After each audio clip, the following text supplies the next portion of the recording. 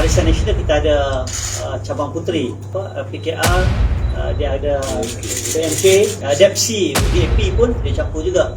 Di situ medan yang terbaik untuk kita bawa kepada mesyuarat dekat Indo.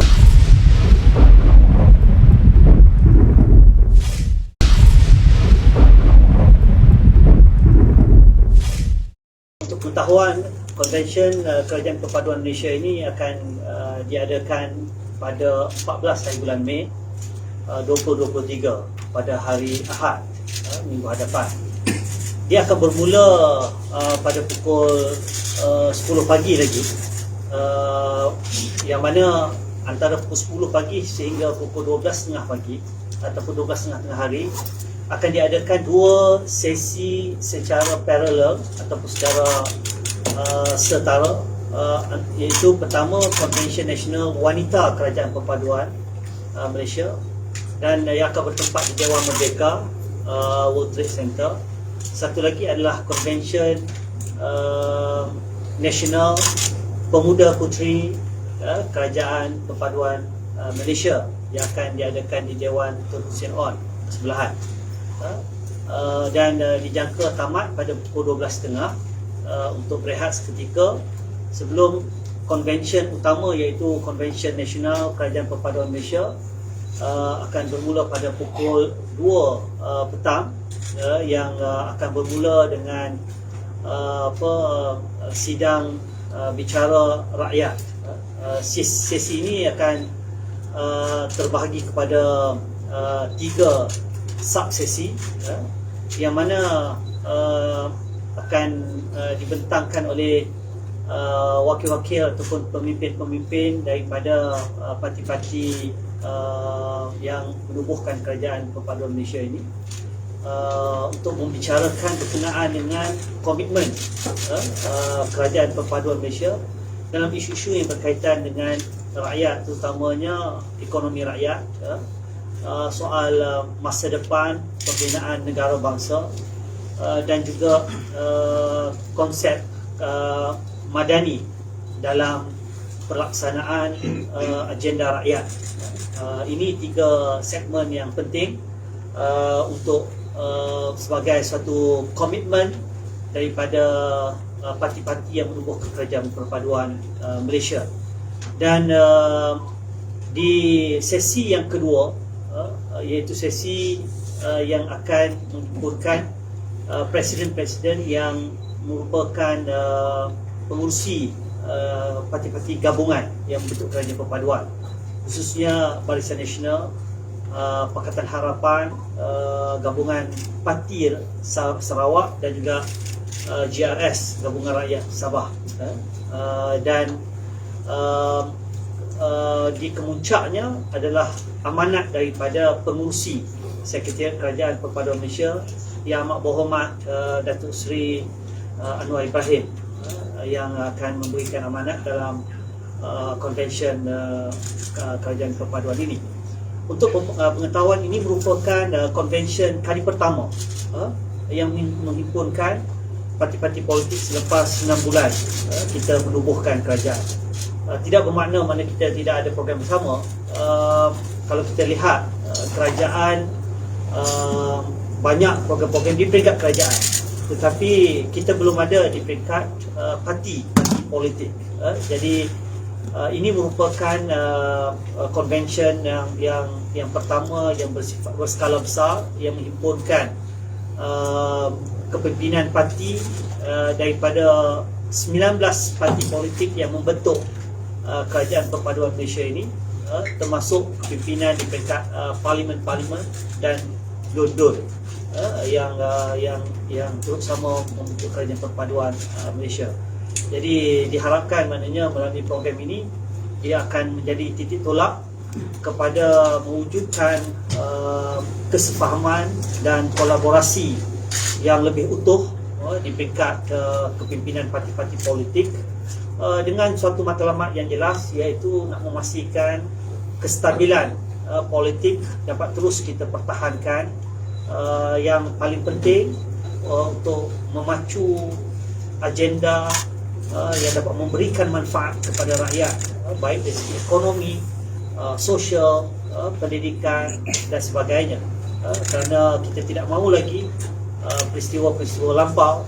Cukuplah 4 tahun setengah kita berhadapan dengan ketidakstabilan politik yang menyaksikan kerajaan berubah banyak 3 kali, yang memberikan kesan yang cukup pedih kepada rakyat dari segi pelaburan, dari segi ekonomi dan sebagainya. Jadi ini merupakan pentas yang terbaik bagi kepimpinan parti-parti politik mengukuhkan dan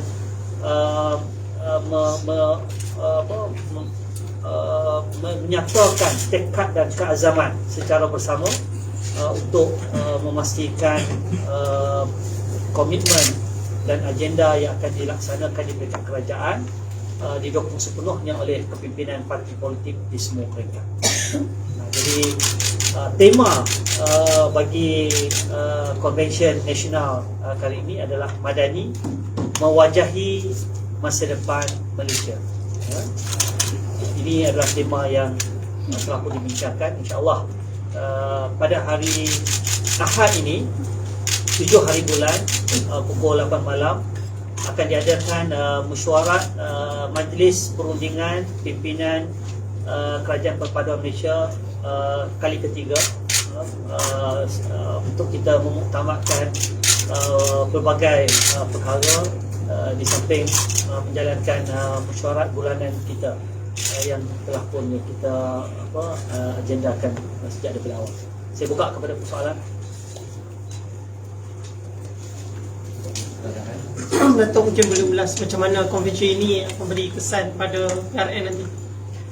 Penting untuk konvensyen ini. Kalau kita melihat pengalaman dalam BN, dalam Pakatan Harapan, saya tak pasti GPS dan juga GRS, tetapi saya kira sama juga. Kita tidak boleh hanya mengharapkan kesepakatan dan kerjasama terbentuk hanya di peringkat atas sahaja. Kita perlu menzahirkan kesefahaman, chemistry itu sehingga ke peringkat akar umbi.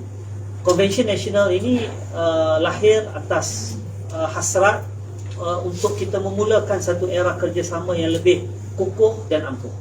Bermula di peringkat nasional dan insya-Allah kita akan turun ke negeri-negeri sehingga ke peringkat parlimen dan juga di peringkat di semua dun-dun. Biasalah, sedangkan lidah lagi tergigit kita tak boleh mengharapkan bahawa kerjasama yang sudah pun terbentuk ini tidak ada sedikit sebanyak salah faham, perbezaan pandangan, itu biasa. Tetapi Alhamdulillah kalau kita lihat panjang 6 bulan kita membentuk kerajaan perpaduan ini, dia berbeza dengan pengalaman PH 22 bulan ketika selepas PRU ke-14 dulu. Kita tak dengar isu-isu sensitif yang melibatkan mana-mana pihak, baik melibatkan Islam, Bumi Putra ataupun melibatkan bangsa-bangsa ataupun kaum-kaum lain. Semuanya ada sikit sebanyak, kalau ada isu-isu berbangkit, kita terus berbincang. Kerana di peringkat Sekretariat Kerajaan Perpaduan pun kita telah membentuk 3 jawatan kuasa.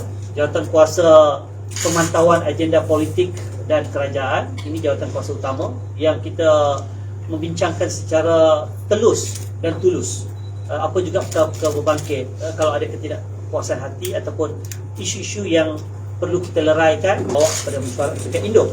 Yang kedua adalah jawatan kuasa komunikasi strategik. Ini pun adalah jawatan kuasa penting untuk kita menyelaraskan agenda komunikasi bersama. Malam ini pun akan ada mesyuarat jawatan kuasa kali keempat. Dan yang ketiga jawatan kuasa perundingan yang sudah pun bermula bukan sahaja di peringkat pusat tetapi juga di peringkat negeri. Tapi kali ini fokus kepada 6 negeri terlebih dahulu. Jadi kesefahaman itu mula kita pupuk.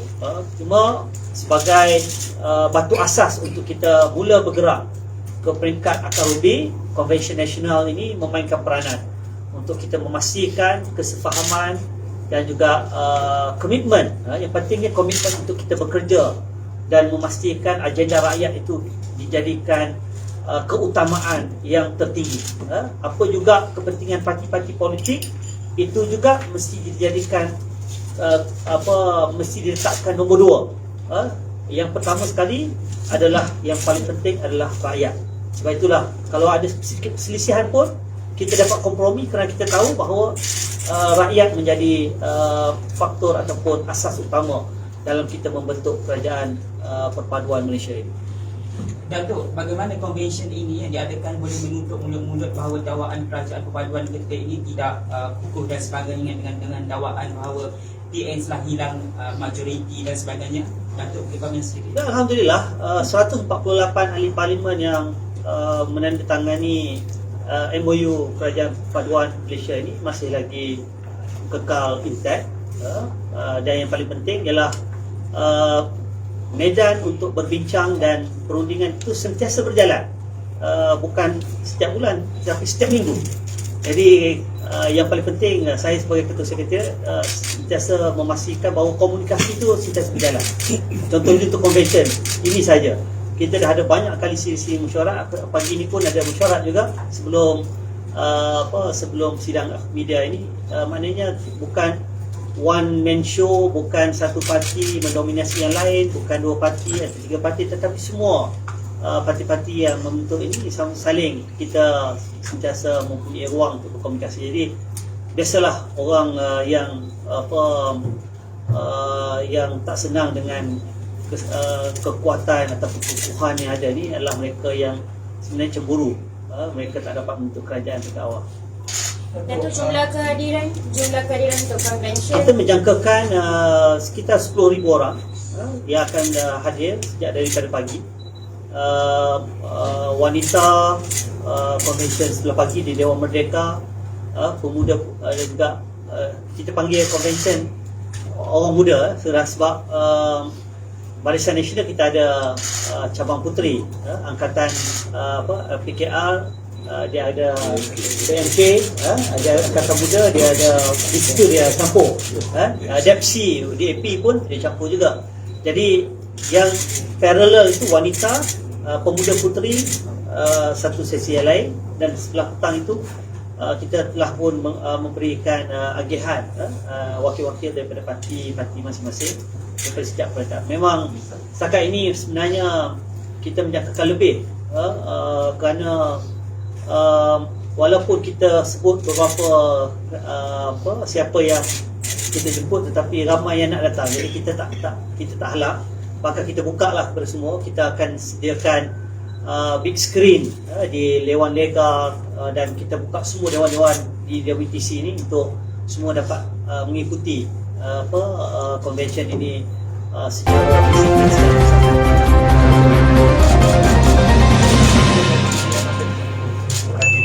Ya, semua 19 tadi. Termasuk Kalau tengok kat sini pun ada lama muda kan. Ya. Okey. Kalau itu saya tugas. Datuk, Ya. boleh ulas sikit berkenaan PRN, Datuk akan bertanding ke? Kita bercakap soal kerajaan perpaduan Malaysia, bukan Ashraf Wajidi. Alang-alang ulas lah.